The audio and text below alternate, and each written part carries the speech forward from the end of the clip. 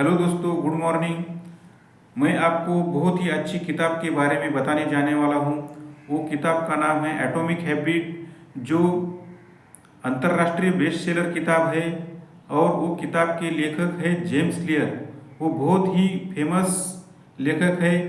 उन्होंने अपने जीवन में एक अच्छे परिणाम लाए हैं।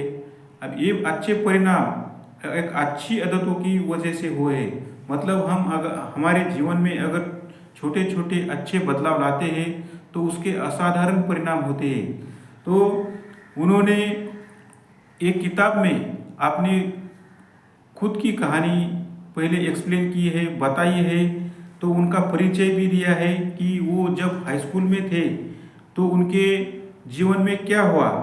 जब वो बेसबॉल खेल रहे थे तो अचानक वो बताते हैं कि मेरे चेहरे पर बेसबॉल का बैट तेजी से पड़ा। हुआ यह था कि सहपाठी ने पूरी ताकत से प्रहार किया था, लेकिन बैट उसके हाथों से फिसल गया। यह उड़कर मेरी तरफ आया और ठीक मेरी आंखों के बीच टकराया। मुझे प्रहार के पल की कोई स्मृति नहीं है।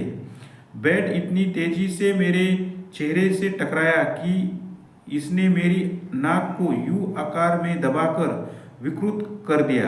प्रहार इतना शक्तिशाली था कि मेरे मस्तिष्क का नर्म ऊतक मेरी खोपड़ी के अंदर टकराया। तुरंत ही मेरे दिमाग में सूजन की लहर दौड़ गई।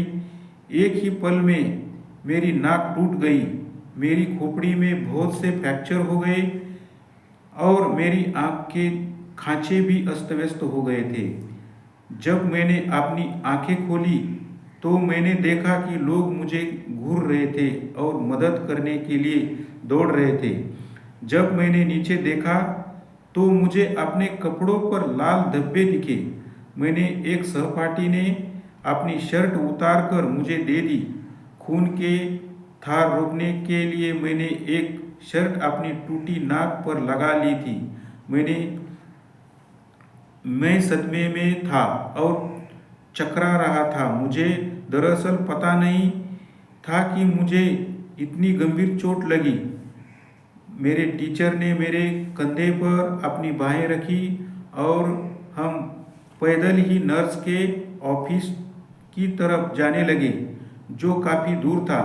मैदान के पार, पहाड़ी के नीचे और स्कूल के अंदर बहुत से हाथ मेरे बगल वाले हिस्से को सहारा दे रहे थे और मुझे नीचे खड़ा रखने में मदद कर रहे थे। हम धीरे धीरे नर्स के ऑफिस की तरफ बढ़ रहे थे। किसी को भी इस बात का एहसास नहीं था कि एक एक मिनट महत्वपूर्ण था। जब हम नर्स के ऑफिस में पहुंचे तो उसने मुझे कई सवाल पूछे। कौन सा साल चल रहा है? तो मैंने जवाब दिया 1998। दरअसल 2002 चल रहा था।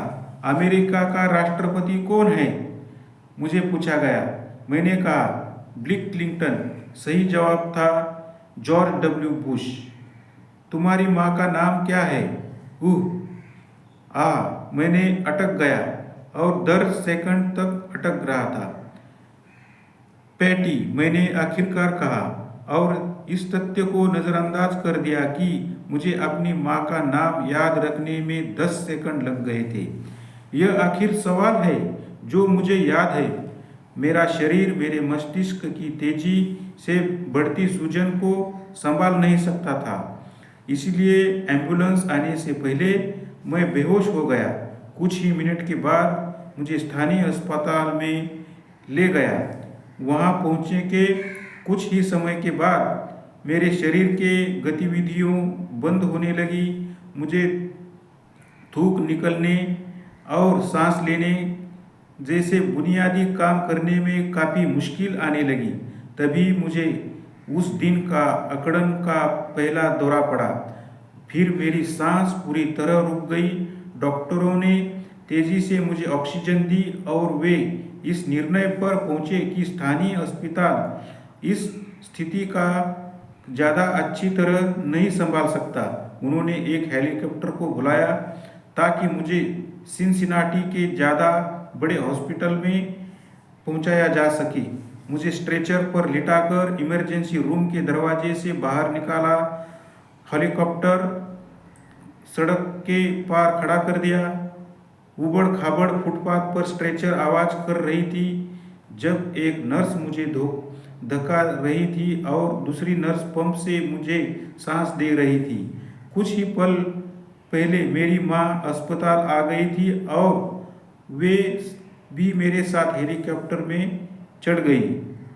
मैं बेहोश था, अपने दम पर सांस नहीं ले रहा था, लेकिन वे पूरी यात्रा में मेरा हाथ थामे रही। जब मेरी माँ मेरे साथ हेलीकॉप्टर में थी तो पिताजी घर पर मेरे भाई बहन से मिलने और उन्हें यह खबर देने गए। उन्होंने अपने आंसुओं पर काबू करते हुए मेरी बहन को बताया कि वे उस रात उसकी 8वीं ग्रेड की एजुकेशन सेरेमनी में शामिल नहीं हो पाएंगे। फिर उन्होंने मेरी भाई बहन को परिवार वालों और मित्रों के हवाले किया। इसके बाद वे कार से मेरे और माँ के पास सिनसिनाटी पहुँचे। जब मैं अस्पताल की छत पर उतरे तो लगभग 20 डॉक्टरों और नर्सों की टीम हेलीपैड पर तेजी से आई और मुझे स्ट्रेचर पर लिटाकर ट्रॉमा यूनिट के अंदर ले गई। इस समय मेरे मस्तिष्क की सूजन इतनी गंभीर हो चुकी थी कि मुझे ट्रॉमा के बाद वाले अकड़न के दौरे के लगातार पड़ रहे थे। मेरी टूटी हड्डियों को सही करने की जरूरत थी, लेकिन मैं ऑपरेशन कराने की स्थिति में नहीं था और अकड़न के दौरे के बाद, जो उस दिन मेरा तीसरा था, डॉक्टर ने मुझे दवा देकर बेहोश कर दिया और वेंटिलेटर पर रखा। मेरे माता पिता के लिए यह अस्पताल अजनबी नहीं था। दरअसल पहले भी वे इसी अस्पताल में आए थे जब मेरी बहन को 3 साल की उम्र में ल्यूकेमिया हो गया था। उस वक्त मैं 5 साल का था और मेरा भाई केवल 6 महीने का था। अंततः सुखद रहा था, क्योंकि 2.5 साल के केमोथेरेपी के उपचार, स्पाइन टैप्स और बोन मेरी बायोप्सी के बाद मेरी छोटी बहन आखिरकार खुश और स्वस्थ और कैंसर मुक्त होकर अस्पताल से बाहर निकल गई। जब दरअसल ये सामान्य जीवन के बाद मेरे माता पिता को फिर उसी पुरानी जगह पर आना पड़ा था, बस संतान अलग थी। जब मैं कोमा में चला गया तो हॉस्पिटल वाले मेरे माता पिता को ढांढस बंधाने के लिए एक पादरी और समाज सेवक को बुलाया। यह वही पादरी थे जो उनसे 1 दशक पहले शाम को मिले थे जब माता पिता को मेरी बहन के कैंसर का पता चला था। जब दिन रात में बदला, तब कोई मशीनें मुझे जीवित रखे हुए थी। मेरे माता पिता अस्पताल के गद्दे पर बेचैनी से सोए। एक पल वे थकान से दूर होकर आंख बंद कर लेते थे, अगले ही पल वे चिंता के मारे आंखें खोल लेते थे। मेरी माँ ने मुझे बाद में बताया, यह मेरी जिंदगी की सबसे बुरी रातों में से एक थी।